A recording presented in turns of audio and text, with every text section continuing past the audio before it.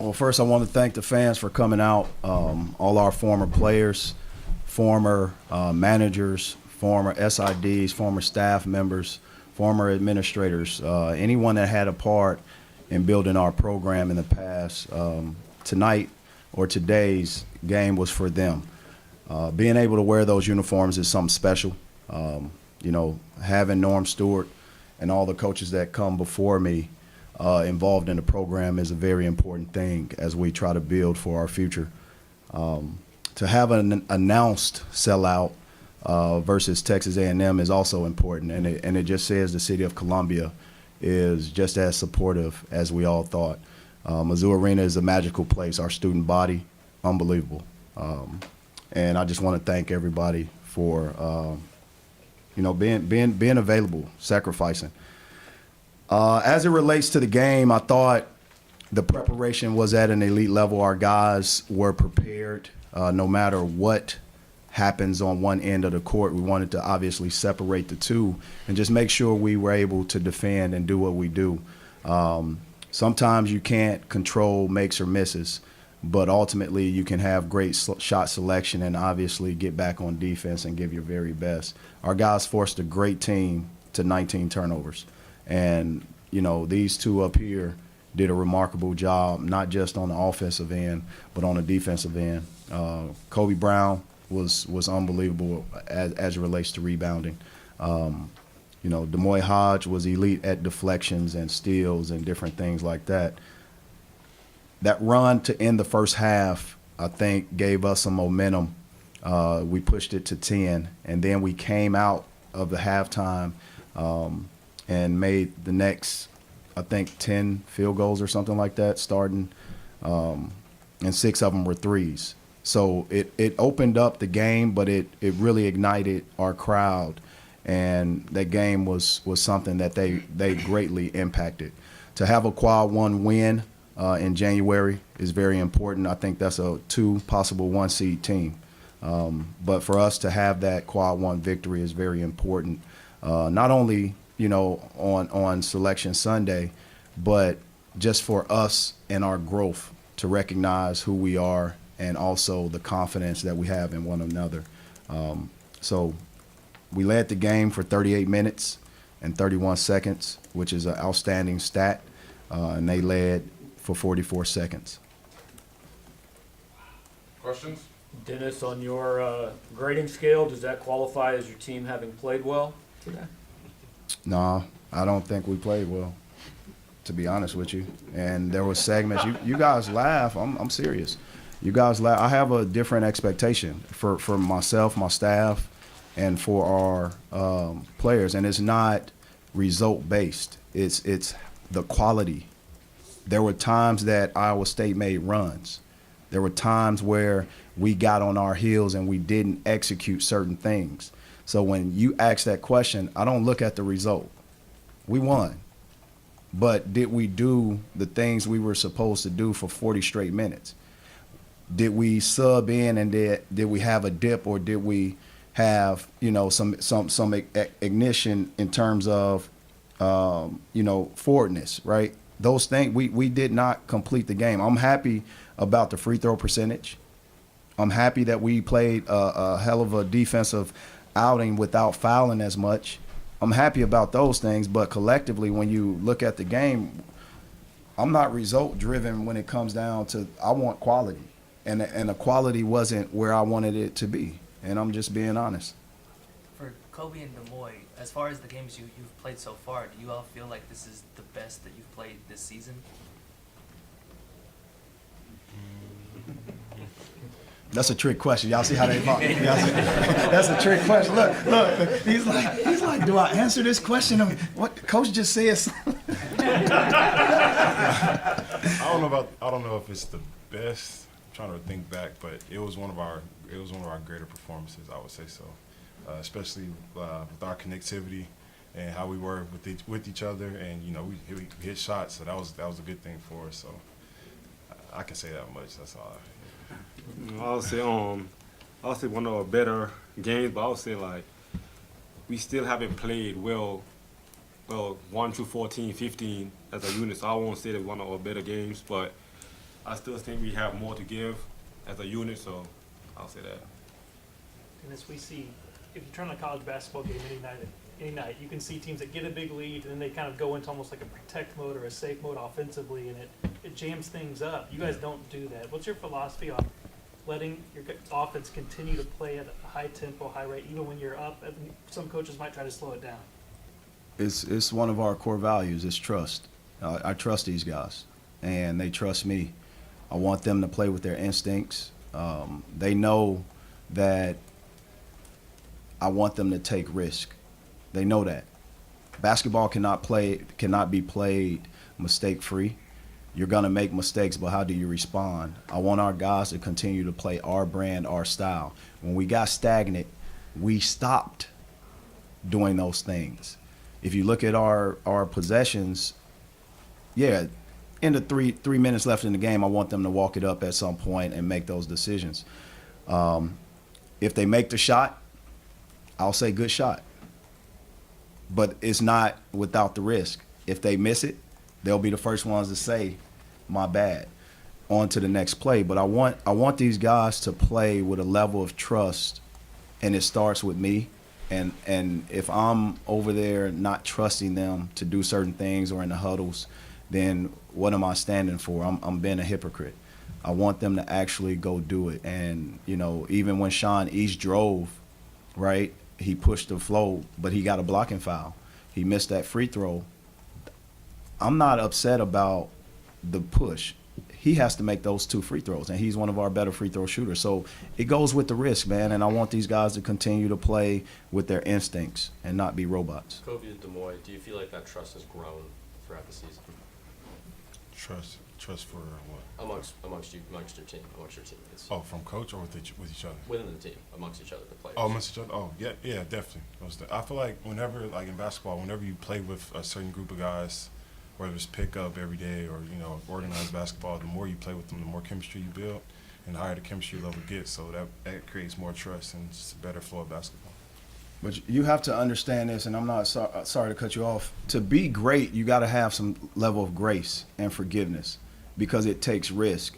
And I don't want guys to hold on. I want them to forgive. Maybe they're open when Demoy shoots a shot. But that's what Demoy should do, shoot the shot. Maybe they're open when Kobe is driving. And maybe he found him and maybe he didn't. Maybe the ball has been turned over. We got to have a quick level of forgiveness and grace so that we can become as great as we can become. And if you have that, you have a solid foundation to build every single possession on, every single second, every minute, every half, and every game you're building. And that's what we talk about often. And we talked about it before this game. How do we recover from our mistakes, but also how do we recover if a teammate makes a mistake? Kobe, Coach has really leaned into the history and the tradition of this program. And as a guy that's been here before, I mean, do players even feed off of that? Does that resonate with you guys? Oh, definitely. We had the alumni banquet last night, and we got to meet a lot of former alumni. So, you know, it was just, you know, it was a good experience. We got to hear their stories and all the stuff they've accomplished, and, you know, really just got to meet people and have a piece of that history. So it was a good thing, and it just made us want to play and win even more. In a game like that, when things are rolling offensively at times, how much fun is basketball when shots are falling, got the crowd going like that? How much fun are you guys having in those moments? I was a lot of fun. Coach Gets always tell us to have fun and enjoy the moment. So that's one of our biggest keys to us going to the game. Just have fun, enjoy teammate, enjoy every play. Don't dwell on mistakes. So I'll say we have fun tonight. You know we made mistakes. You won't see our reaction because we already know, like, next play, like, we could get stopped. So I'll say just have fun. Having fun erase the memory of having bad mistakes and stuff like that. Dennis, you said earlier in the week that even though this game's in January, it's going to feel a lot like March. Is that the feeling that you had, especially with the energy coming from the crowd? Yeah, that was a tough game, and don't allow that score to think one bit that team is not a great team. That team is great. T.J. Osselberger is a great coach. What he's done at Iowa State is tremendous, and I think you guys would value the same and share the same sentiments. But what does it say about us? What does it say about Mizzou Arena? What does it say about our level of consistency? I want our tradition to remain intact. To go somewhere, you got to figure out where the program has been. What's important about our former players being here is that I want these guys to see what it looks like in 15, 20 years from now where they're coming back. No matter how far away they're living, they should be proud to be a part of such an institution as students and athletic department and a team, and ultimately as a family. I said all along, my goal is to be a Hall of Fame coach. We want to hold up trophies. We want to raise banners. We want to do certain things. And we have to do it short term. We have to do it long term. And these guys are giving their very best, but they're receiving their very best from our fans. They're receiving that. And I want to thank our fans. I cannot say that enough. Our fans are giving us their very best. And I just want that to remain consistent. And it shows consistency when you can announce another sellout, when you can announce another sellout during a sellout. That means a lot. And again, I'll ask all you guys, how many sellouts did you think we would have this year? Let's be honest. How many? And you can answer that question to yourself, but understand it takes a village, and we're happy to be a part of the village. Coach, speaking to the fans, you talk so much about core values and extending that into the community. When you see the fans cheering on as 5 seconds are left of the shot clock defensively, or when Kobe gets 2 offensive possessions up double digits with 8 minutes left in the game, how does that resonate not only for the fans but for your program in pushing this to where the culture that you want to set here in this program? I think when we sometimes pull up out of Mizzou Arena late night before the game, and there's antlers sleeping outside. That's a sign. That's a sign. And an hour and a half before the game, I can hear footsteps as I sit in my office of fans rushing in. That's a sign. It's a sign when you can hear the crowd roaring, right, even before jump ball. It matters every step of the way. The atmosphere matters. And I want it to not only be a part of our culture here, I want us to support women's basketball the same way. I want us to support football the same way. I want us to support volleyball the same way. Because if we all come together and do that, our entire community wins. We win.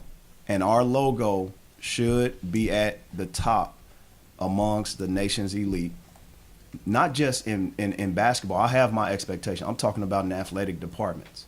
And I think Desiree Reed-Francois will share the same statements. I am who I am because of my boss trusts me, right?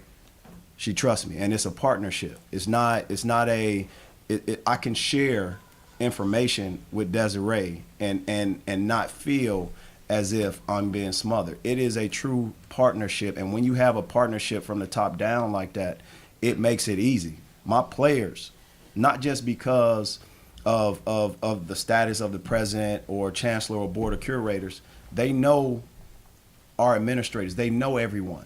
That's the community. I want our community to understand, if you see these guys out, talk to them. Talk to them. They're approachable. And vice versa. I expect my guys to talk to strangers and bridge that gap and break down that barrier from stranger to friends. And our first core value is friendship. Friendship, love, accountability, trust, discipline, unselfishness, enthusiasm, and toughness. That's my expectations for my program and anyone that touches our program. That's my expectation for our fans. And they have held true to that.